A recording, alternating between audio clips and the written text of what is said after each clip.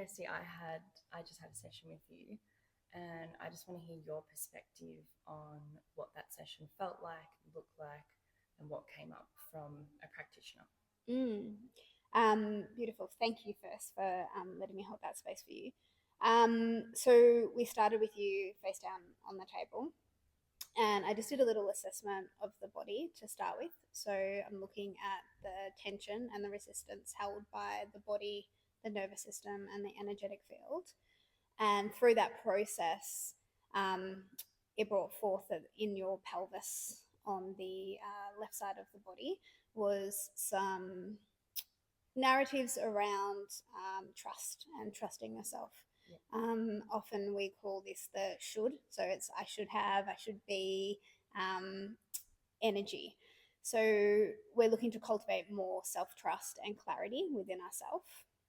Sometimes with this process as well, we can seek validation or approval outside ourselves or be in that sort of people pleasing space. And so we first worked that pelvis for you, Yeah. and you could see that the energy and the connection with your pelvis was the first place we started with the breath. So when you looked at my pelvis, how was it presenting? So to begin with, there was less energy around the breath in the pelvis. That's why I asked you to connect in with the breath through that side of your body, so that we're starting to bring some flow of energy and flow of connection to that part of you. So when I made first connection in with the pelvis, so this is basically when we bring touch to the body, this brings an invitation for you to connect to this part of you. Yep. Often where we're holding resistance, tension, energy that's been stored. And when we're talking about energy, we're talking about life experiences, emotions that haven't quite yet been processed through the body and energy field. We believe it starts in the energy field first and then presents itself in the body. So often we can disassociate or disconnect from those parts of ourselves because of the stored experience and emotions there. So when we bring touch to the body, it's an invitation for you to reconnect to this aspect of yourself. So through the connection point there, and then working the energy field, we were able to bring some flow of energy and connection back to this part of you. So that's when you started to bring movement and a deeper breath into the pelvis itself. And we invited in a sense of trust and safety and grounding through the body as well. Yeah. Yeah, I could definitely feel, especially when you said connect to the pelvis and you touched it or whatever it was that you did, I could then breathe into that space. Yes. So I extended and elongated my breath, and Yeah. I felt that go through. Yeah. And then from there, we navigated where that breath and energy flowed to. So we were maintaining it within the pelvis, kind of almost building the energy and the connection there, deepening through the layers of yourself. And then we were looking with that groundedness and safety in the pelvis to then bring that energy through into the higher aspects of your torso. Because I could see where we were going next was safety into the heart space, because there was a process around protected heart as well. And this aspect was on your feminine side of the body. So to me, in reading that, it was around, it felt like a dimming of your heart energy in relation to female relationships or some sort of female connection that's going on for you at the moment. And probably connected more into that sense of safety within your body, which is also held in the pelvis, and trusting yourself in navigating that relationship and coming from a place of heart with that relationship and connection. Yeah. Yeah, I could really feel when you, and I said this to you at the end of my session, you were near my heart space and you were in my pericardium. And I said I could feel multiple hands. That's what it felt like. So I knew it was you, but it also felt like someone was holding on to me right in the center of my heart. Yeah. And also working someone, I don't know, I couldn't see anything. That's just how it felt. So it felt like this array of energy around me that was working on me. Yeah, beautiful. Because the connection point when you were sitting upright on the table, I was moving through the spine to find the resonance of energy, and that's what we do. We're looking for resonance of energy. It was for the pericardium, so that's the protector of the heart space. And again, it was on that feminine side of the body. So we're working a little bit higher than the traditional heart chakra or heart energy space, or we would normally contact for the protected heart space when you're lying face down on the table. So all those aspects are working in play. So that's probably why you felt multiple connection points. Yeah, it was. And also I'm very visual. I can see when I'm moving through things, and for me it was a lot of color moving through. So when I had my eyes closed, it was color shifting and changing, and that has happened to me with a lot of different yoga and meditation practices that I've done as well. And as the energy builds, the color brightens as well. So that's what I was seeing while you were also working on me, which was really beautiful. Yeah, beautiful. And we kept on bringing it back to that safety in the pelvis as well, because we need that sort of groundedness, safety, and support in the lower half of the body to then allow for that sort of opening and receiving through the upper torso as well. So it's interesting that you were seeing colors. That's not uncommon. People start to, when they would dive into this work and energetic work and those connections with themselves, start to work out what kind of aspects of their intuition come through more. You know, sometimes people see, sometimes people feel, sometimes people hear, and it's all these messages through your body communicating to you about your current aspect of self and what needs to come through for you to feel more deeply connected to yourself. I could definitely feel as well, like I've never done a cat-cow on the table before. That was a first for me, but it just felt, I think also I've been doing a lot of slow flow yoga recently too. Yeah, beautiful. But it just felt like that was what's helping me, like you were saying, connect from your pelvis up, and that's what helped me sort of shift that. So it wasn't maybe necessarily what you were doing, it was your guidance in that moment, and then it was what you were doing. It was helping me move it up. And it was what you were doing, myself. Actually. So the practitioner is there offering the guidance, offering the points of connection through reading the body and the energetic field, but really it's the client, it's the person on the table who is doing the work just through their presence and being and connection in with themselves. We really believe it's a co-creation here on the table with client and practitioner. So it's a beautiful demonstration, I guess, of the connection and oneness that we all share through the energetic field. It felt like a guided meditation as well. Like I was very much present, in control of what I was doing. I knew where I was moving. I knew what I was doing. So it's not that I was disconnected from it and it was happening to me. It was like you were literally, like you say, finding that connection with me. And that's beautiful because it empowers you. Like you are the process of connecting to yourself.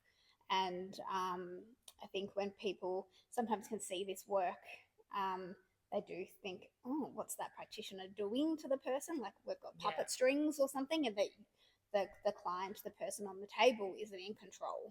But it's not like that. And your body will only take you to the places within yourself that you're ready to process and integrate as well. I think that's super important to highlight, is that with spinal energetics or any energy work, it's what that person does. It's not what happens.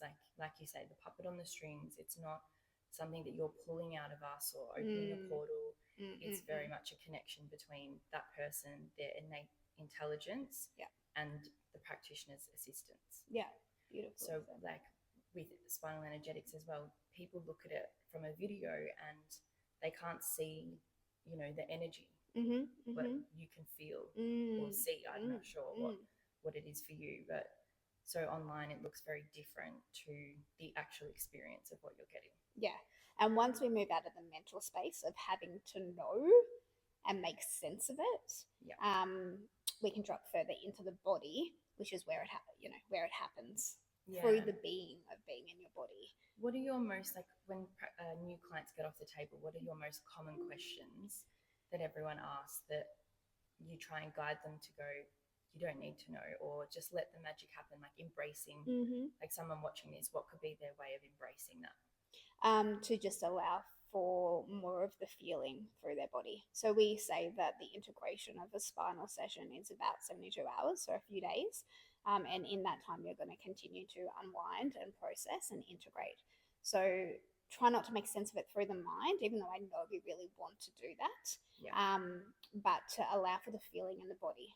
So notice how your breath is over the next few days. Notice the sensations. Notice the emotions that arise. Sometimes people like to journal with it so that they can just write it down on paper, but not so much from here, but from that felt sense within their body. And really, this modality is a felt experience, an embodied experience, which is a practice too, right? Like we're always in our head trying to make sense of things. I feel like that's the first thing people do is, I can't understand it or I can't do this without knowing. And you look at spinal energetics and you don't know. Yeah. So people want to make sense of it and make it make sense to them. Yeah. But if you experience it, it would make much more sense. I think, I feel that is definitely the case. And once people have that connection on the table, once they feel it, and everyone feels it to a certain aspect. One session, you feel it. You don't need the mental processing as much once you've felt it in your body, because you can just start to trust it. Yep. And the trust unfolds and deepens as you continue the work as well. What would you say, or how do you start a session or assist someone who doesn't have a mind-body connection, a strong mind-body connection? Like, how would you guide them into someone who can then have a session where they do feel? So taking those people who are really mental in their head, not mental, sorry, who are really like mentally thinking in their head, how would you assist them? So first we have a chat at the start of the session. So even before I even get them on the table, we have a chat that is really supportive of our connection together. Yep. So having that sense of trust between us is really important, and that sense of safety. So even just through, exactly. Often the energy begins upon booking the session. So people will often find they book it and things start to process within themselves before they even get to the clinic. But in that first initial chat, that's where we really start the process of safety and trust. So that's important because that starts to allow them to move from here more into here and in their body. When they come up onto the table, we start with some breath. So some guided breath. This isn't super activating at all. It's just about how they are feeling the breath move through their body. And the breath is a symbol for their life, like life force and vitality, and the energy, the vibration of who we are within ourselves. So I'm often using verbal guidance, kind of like how you said it's at parts have felt like a guided meditation. Being a yoga teacher and a meditation teacher as well, I can bring those aspects into a spinal session quite naturally. So we start with the breath.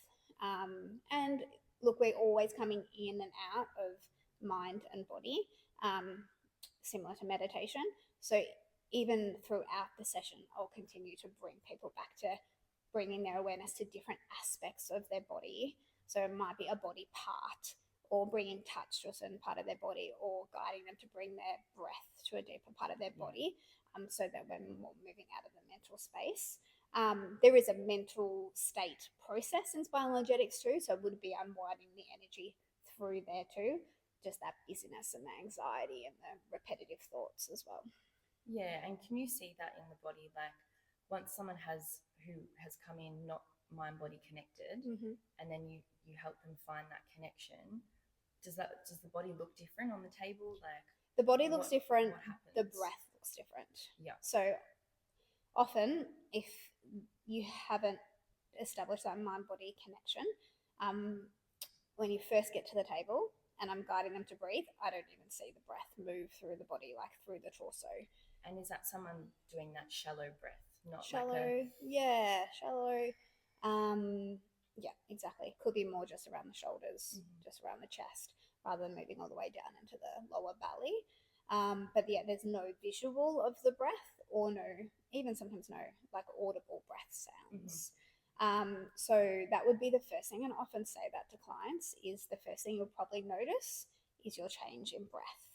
So the depth of your breath, the pattern of your breath, just the awareness of the breath. Like how often do we actually pause and become aware of the breath in the body. Yeah, well, you don't have someone going, like, walking down the street, hey, breathe deeper. Like, you said to me at one stage, breathe into your diaphragm. Yes.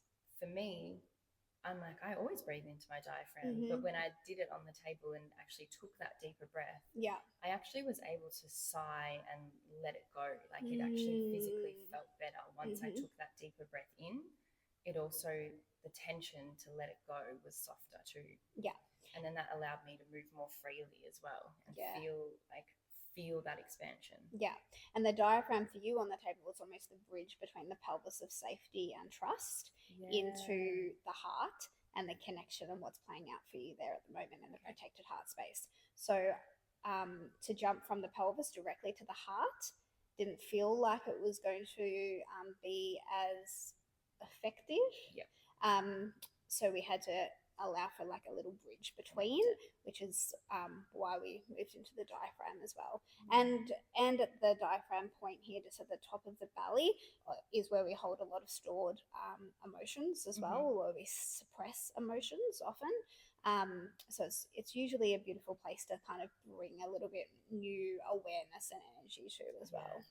I've had actually a few sessions where that point's been accessed. Yeah, it's painful. And it's painful, but then when it's opened, it's like, sometimes I've screamed or I've cried or just I couldn't, like I was trying to hold the tears in and I just had to let it go. It really is like a vital, for me, a vital point of giving myself that space. And I love that you use the word vital because it's the vitality. Often when I bring awareness to this part within someone, I liken it to the sun.